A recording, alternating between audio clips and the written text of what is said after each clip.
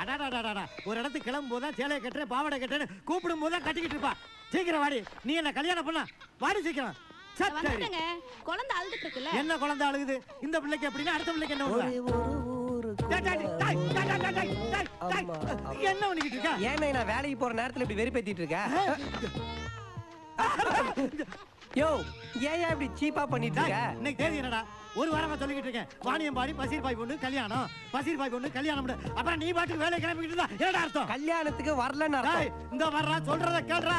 டேய் சொல்றத கேளு. இங்க வர்றா. என்ன பண்ணிக்கிட்டு? டேய் பக்கத்துல இருக்கற பாறா. அவன் பிள்ளைய கையில தூக்கிட்டு அவன் பொண்டாட்டி அப்படியே அணைச்சிக்கிட்டு தெனா வெளியில கூட்டி போயிருக்கானே. அப்படி போன் பண்ணி எனக்கு ஆசை இருக்காதா? அவன் பொண்டாட்டி அணைச்சு கூட்டணும் போற நீ ஏன்டா ஆசைப்படுற? வெவண்டாவதம் பேசாத. பசீர் பாய் வீட்டு கல்யாணத்துக்கு போறத விட உனக்கு வேலை தான் முக்கியம்னா அப்படி ஒரு வேலை நம்ம குடும்பத்துக்கு தேவை.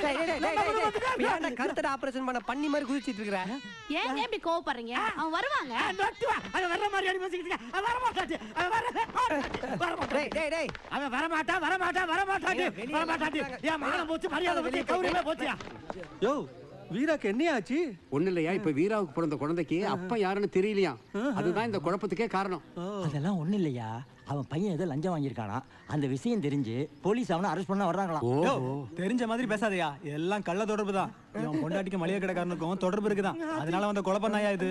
இந்த 4 பேர் 4 விதமா பேசுவாங்கன்னு சொல்லுவாங்களே, அந்த 4 பேர் நீங்க தானா?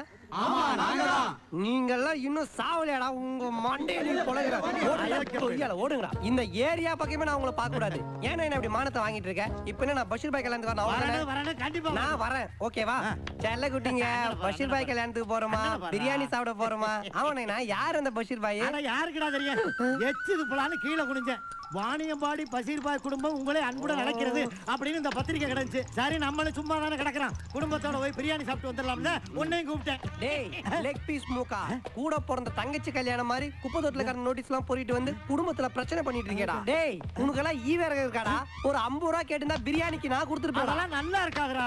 பாய் தாண்டா பிரியாணி நல்லா கிட்டுவாங்க. வேணா சித்தியா காட்டி பாரு. இப்போ நான் உனக்கு கிண்டறது நல்லா இருக்கு பாரு. லேடிஸ் டச் பண்ணாத. இப்படி வாடா, இந்த பக்கம் வா. தள்ளி விட்டு வரலாம் பாரு. போறா. முடிச்சு இந்த